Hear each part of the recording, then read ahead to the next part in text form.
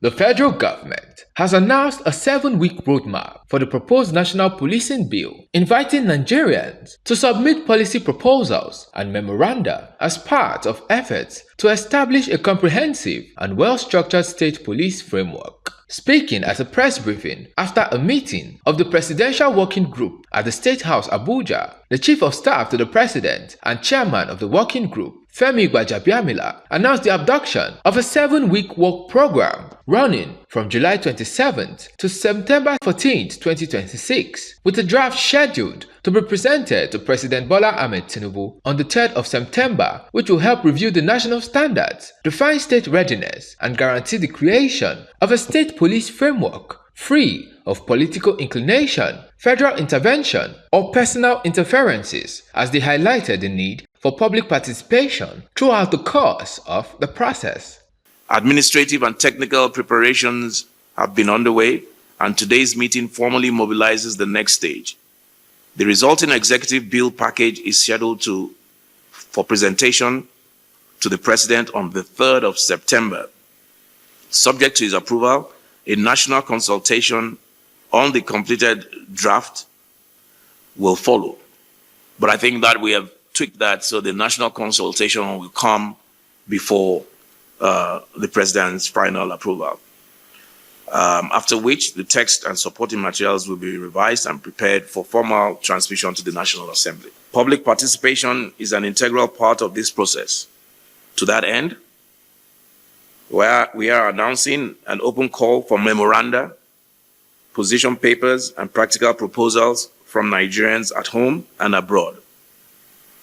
Professional bodies, civil society, security institutions, state and local actors, experts, and other stakeholders to inform and improve the legislative proposals and other deliverables that the working group will produce. We recognize the concerns that accompany this reform: the fear of political abuse, unequal state capacity, duplication of commands, poor funding, ethnic or sectional capture, and the possibility that new institutions could reproduce old failures. Those concerns are legitimate. They are precisely why the constitutional amendment cannot be treated as self-executing, and why the National Policing Bill must be comprehensive, and safeguards are not obstacles to state police.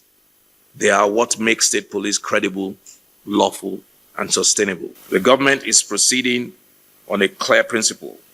Local policing capability must be matched by national safeguards. State police cannot mean 36 state militias, just as national standards cannot become a disguised method of re-centralizing day-to-day state policing.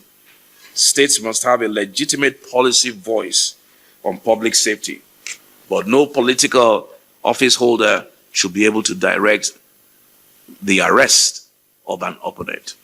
The representative of the Nigerian Governors Forum and Governor of Ogun State, Dapo Abiodun, and the Attorney General of the Federation, Prince Lateef Fagbemi, highlighted the efforts of the federal government to review the amended bill in order to establish a police framework free from external influence or individual control. I must first appreciate the chairman and Dr. Dubem and his group for working very hard on trying to ensure that what we consider as one of the most, if not the most, consequential reforms of this administration is seen to implementation. Because what we've seen and witnessed is the amendment of the Constitution, and we've seen a groundswell of support by the entirety of Nigerians, with a very high level of expectation that they believe that once the amendment was completed by the National Assembly, the next thing is for states to begin to implement their various state policing systems. And the truth is that what this working group is working on is what would allow for the details of that implementation, which will be reflected in the bill. And that's what we're working on. Someone has to be responsible for ensuring that that amendment now reflects in a bill that can be operated, and that's what we're working on. So this bill has to do with different consequential amendments to other parts of the Constitution that we may not even realize. For example, the firearms bill, which only allows and recognizes a unitary policing system, now has to be, and so many other bills, areas of separation. Where do the powers of the federal police stop? Where do the powers of the state police start? You talked about, someone talked about funding. Some states may not have as much capacity as others. Of course, they will recruit as many policemen that they want in their state, and I'm sure that part of what we're doing also would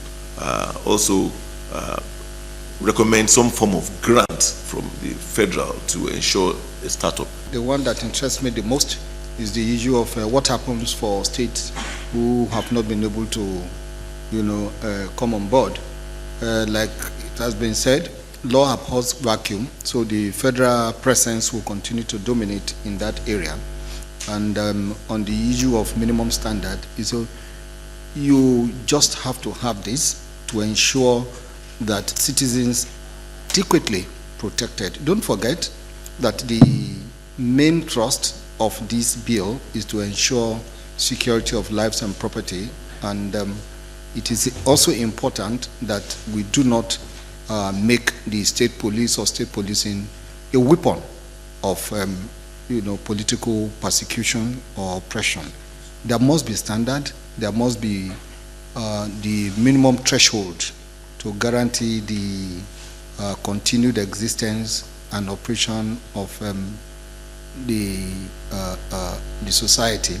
So the standard is prescribed to ensure that it accords with what obtains offshore, that is globally recognized standard.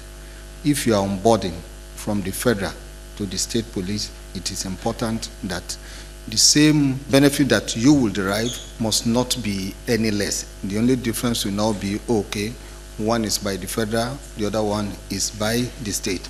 If you leave the door open, then it means all sorts of situations will come in, and this will not be good enough for the society. Olumide Abiodun Mudashiru reporting for PFM Global News.